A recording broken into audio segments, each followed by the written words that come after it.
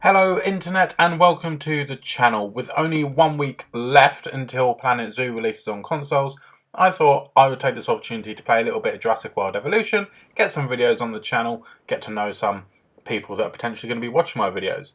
So I thought I'd spend this week creating a fairly small park. And the thing that I'm going to be focusing on for this first video is just the entrance. I'm going to try and ease my way back into it. It's been a long while since I actually played this game. As I was going through the various menus and stuff, there are a lot of new decorations and whatnot that I've never seen before. I reckon it's been around a year, so I don't have the latest DLC, which I'm aware is the hybrid DLCs. It's pretty cool to get those back in the game though, because they're in the first game and not in Jurassic World Evolution 2. So yeah. I am doing something here which I have done in one of my previous parks, which is where I create an, what's it called? It's not an aquarium, is it? Lagoon. Yeah, I create a lagoon that is almost circular. It's not really, but the point is that it has a hollowed out centre.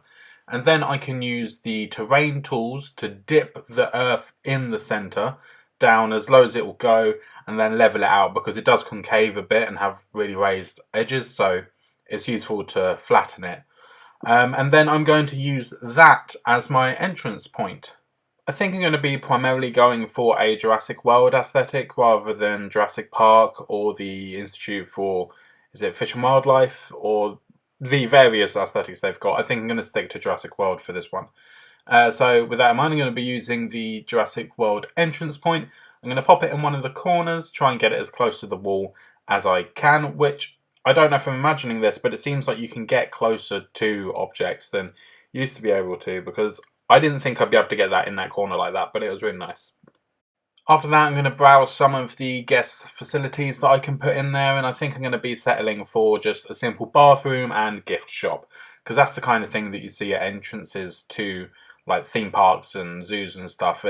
You always get a gift shop near the entrance or the exit. It's normally the same place. And it makes sense to have a bathroom as well. And now my main way of transporting guests out of this area into the rest of the park is going to be the monorail system. I don't overly like the monorail, just because I struggle to make the rail part of it look any good. It normally ends up looking weird and horribly wobbly and stuff. But I just really like having this entrance be sunken. I think it just looks really cool. It's a really simple way to make a nice looking entrance. If you're somebody like me who struggles to make entrances look really nice, I think doing this instantly makes it look a bit more dynamic. I did toy with the idea of putting a visitor centre in this entrance as well, just because I think it would look pretty cool, but given the size of the area that I've created, it just wouldn't fit. And I was going to go for the Jurassic Park one, but that's not the aesthetic I'm going for. I'm going for this Jurassic World aesthetic, so it didn't make sense to have that. Once I had got my placement of the toilet and gift shop, I was kind of happy to move on to the next bit, which I thought it would be cool to have one of these corners taken up by a tiny enclosure.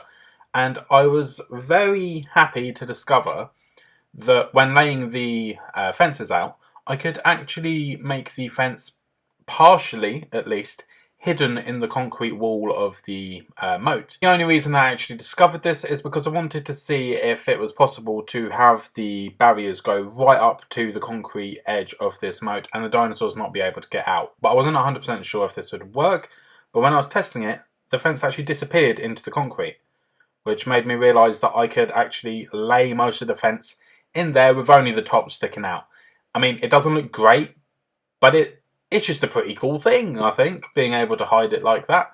So that's what I did. Now, in order to populate this area, I create a little hatchery kind of space just off the edge of the moat. This won't be its final position by any stretch of the imagination. Or at least it definitely won't be connected by the monorail. If it is going to be left here, then it'll be a path that kind of winds through the woods that is kind of out of sight of guests. I knew straight away that I wanted to use a small dinosaur for this entrance kind of exhibit, so I've decided to go for the Lystrosaurus. I could have chose a few different options, but I thought it'd be pretty cool to go for something quite different, not like the typical dinosaurs you're going to get in the rest of the park, but something from the Jurassic that just looked a little bit odd. I thought it'd be a really cool thing to see when you first arrive at the park. And not only are they a little strange, But they're also kind of cute, which is excellent to try and grab the attention of the visitors right out of the gate. When it came to modifying the genome, I decided I wasn't really going to do much. I didn't even change the patterns. I just decided to randomize the colours because I think it looks a bit more natural if there are slight variations in colour. If I had changed the patterns as well, they could have looked a bit too drastically different. And whilst there is no issue with them looking drastically different, it's just not what I was going for in this park. So they're almost ready. So I'm just going to stop talking for a minute so that we can see just how cute these guys are when they come out of the hatchery in their little herd. They are very cute.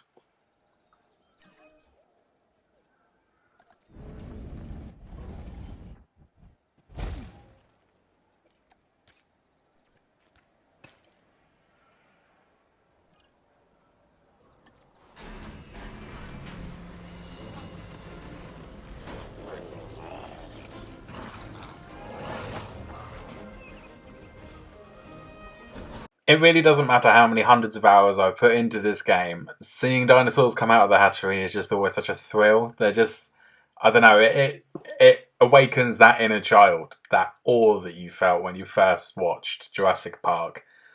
Yeah, it just never gets old. Now, after watching these guys for a little bit roaming about, it was time to tranquilize them so that I could get them over to their actual enclosure at the entrance point of our park. And I'm not 100% sure when this was introduced, but I don't believe this multi-select thing was an option when I played last. I don't mean queuing what your helicopter is going to do, what it's going to knock out. That's always been an option. But when you're transporting them, I'm not sure that used to be an option. I thought it was always you have to pick them individually and place them individually rather than do a group select and then place them in the pen afterwards, which I thought was pretty cool. So one of the first things I had to do for the enclosure was make sure that they had some water. I didn't want loads because obviously it's quite a small space already. So I created a big blob, the minimum size that I could, and then using the subtract tool, as in the tool that you use to get rid of the water, I just helped to carve the pond that I wanted. And whilst I waited for the Lystrosaurus to arrive at their new enclosure at the entrance to the park, I decided to play about with some of the decorations, and this is another area that I was pleasantly surprised to find a lot more options. There are loads of cool new decorations. It used to just be a few planters and stuff and a couple of tables and whatnot. But now you've got more ornate signs, you've got more skeletons. You only ever used to have the Spinosaurus skeleton, so I was very happy about that. Yeah, there's just loads of new cool stuff that I decided I was going to experiment with. I started by laying out some planters along the side of this big central empty spot, but it just didn't look quite right. So in the end, I opted to leave that border to the central area kind of bare, which I think works a lot better because then I could fill it with more natural looking things like big rocks and a sandy floor and whatnot, and then I placed two large skeletons and a fountain in the middle. I wanted to go for a more natural looking kind of area. The rest of the park is going to be fairly modern. I've chosen the Jurassic World aesthetic, so it's going to look quite, businessy. But I wanted to ensure that the entrance was a bit more natural and just made guests feel like they are being transported back to the time of the dinosaurs, so I relied more on natural decorations rather than all these man-made things. And I was very excited to find that they now have a dead log or a fallen tree. That is something that I think all players of Jurassic World wanted from the very beginning. It was amazing when we got placeable rocks, that was really cool, but an actual tree trunk that had just fallen over, excellent, give me more.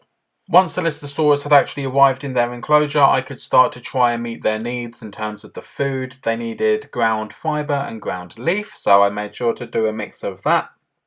I decided I was going to make some of the ground quite rocky rather than it all be grass, and I even raised the back corner just to try and introduce a bit of variation in terms of the elevation because it's all very flat at the moment. Now, I think I've given you a good idea of what I was kind of thinking when I was designing this area, what my thought process was and so forth. So I'm just going to put it on fast play or fast forward or time lapse, that's the word.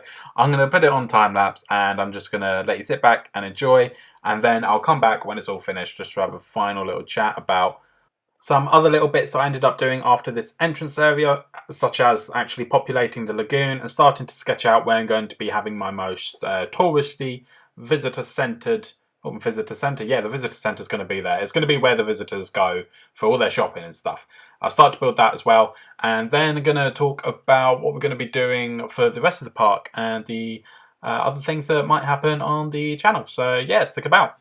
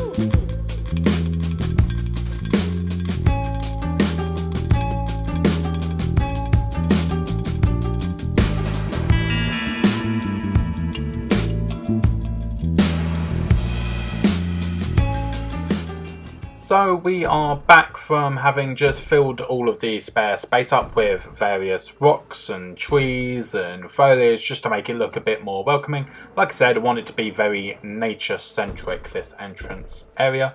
We're going to pop down into guest view mode so that we can pretend that we are a guest, which is always kind of fun. And we'll just have a little walkabout to see what it's like for a guest. Now, I'm actually kind of really happy with this. I wanted it to be fairly simple. Something that it doesn't take loads to do, but it's got a nice bit of colour and actual decorations and stuff. Yeah, I'm quite happy with it. And I like that even though Lystrosaurus are quite small, you can see them running about in the distance, just on foot. We're not going to put a viewing gallery here or anything because, well, the point of it is, when you enter the park, you get to see the little dinosaurs running about without having to do too much. So yeah, there's a toilet, and here is the gift shop. I'm going to come back and edit the shops and stuff later. I haven't decided what I want them to look like, so I'm not going to customize it just yet. I was very happy to see that there's a John Hammond statue. I thought that was pretty cool, so I'll pop that down there, including the Jurassic Park gates just above the entrance. And I really am quite happy with how this central area turned out, with the fountain and the skeletons, and I popped a couple benches there and whatnot. I think it looks quite nice. So I'm happy to say this visitor entrance is done. I quite like it. I'm going to start moving on. But weirdly, a notification came up saying that one of my Lystrosaurus was low on health, and somehow it was dying of thirst. There is water in the enclosure, but after some investigation, as in I jumped between all of them, it seems that none of them know how to drink, or at least they don't know how to drink from that pond that I've given them. So the only option is to make the pond a bit bigger, which was quite annoying because because I placed rocks and stuff now, actually making that pond bigger wasn't quite as simple as I wanted it to be. Had to play about with the position in order for it to work. But then once I did, I just sunk it down to size a little bit more. And they were happy after that. It took them a little while to actually figure out where it was. But eventually they do all start drinking and get back to health. It's quite incredible that they didn't know to drink from that little pond. But here we go. This little guy's looking for something to drink because for some reason he can't see the waters right beneath him. But fortunately, look, he's doing it. He has found the water, and eventually they all do. So that's great. They are back to full health. We don't have to worry about those guys again, or at least we shouldn't have to. Now I'm just going to pop a hatchery on the side of this lagoon because I want to start populating it a little bit. And I think I'm going to start off with something fairly simple. We are just going to go for some ichthyosaurs, nice little dolphin-like creatures that can swim about, basic things. To begin with, at the beginning of the park, you just want simple dinosaurs to get people through the door and whatnot, or the gates, whatever. I then decide to pop down some viewing galleries, and this will form the basis for our main visitor-focused area. This will be our high street, I guess, where all the shops are going to be located and such. So I'm just going to place 3 on the top, kind of the opposite end to where our staff buildings are, because we want them as far away from the staff buildings as possible. Just going to place 3 of them up there. I'm going to join them together with a wide path with little ones coming off for each viewing gallery. And then that can link to, as in the larger path, can link to a really big path that is going to end in the visitor centre. Just like in the Jurassic World films, right at the top is going to be the visitor centre because I just really like that look. And to build this extra wide path, I use the main thorough-through. I think that's what it's called. I use 2 of those side by side in a straight line and then just try and connect the 2 by going back and forth in between the 2 paths. I don't do anything fancy with this main visitor area. I just place the visitor centre at the top and then use some large amenities or large shops to line either side of it, including the large attraction and a toilet and a shelter and of course a monorail station so that I can link this high street to the actual entrance of the park. I'm going to come back and customize all the buildings, like the restaurants and stuff, and apply a bunch of decorations and whatnot. But I don't think I'll record that because it can kind of be a bit samey to watch. So I'll do that in my own time. And when we get on to the next video, hopefully this high street will be looking a lot nicer and potentially a bit more live. Now, it's been ages since I mentioned it, but we've got some ichthyosaurs, and here they come. They are absolutely gorgeous. Just as I did with the Lystrosaurus, I only randomised the colour, not the pattern, because I like it if they look like they're kind of the same family, they just look slightly different. They're so cool. I didn't know how I felt about the water creatures being added to the game. Obviously it was necessary, and I thought it was a really cool addition, just in terms of the mechanic. But I thought that they could get pretty boring pretty quickly, these underwater creatures. I was wrong, I really like watching these guys. Yeah, they're just so cool. And then I decided to add a big beastie to the pool as well. Is that a smart decision? I don't know, but I'm going to add the Kronosaurus anyway, just as a bit of a superstar for the big fish tank, I guess. Yeah, it could eat my ichthyosaurs. I'm not entirely sure what's going to happen here. But let's cook him up anyway, because it is a gorgeous creature, and it allows us to have the shark feeder, which is always a hit with the guests. Speaking of guests, the park is actually starting to fill up now. The entrance looks kind of busy, and that's really cool to see. That'll be because I've just introduced the ichthyosaurs, so there's something to really come and look at. For some reason, nobody cared about the Lystrosaurus. They're just not that bothered. But as soon as I release these dolphins, everyone's like, yeah, let's have a look. So it's quite nice to see the entrance with people in it. It looks a lot better. Now, I do believe our big beastie of the sea is fully cooked, so let's release him and watch this lovely cinematic of him entering his new home.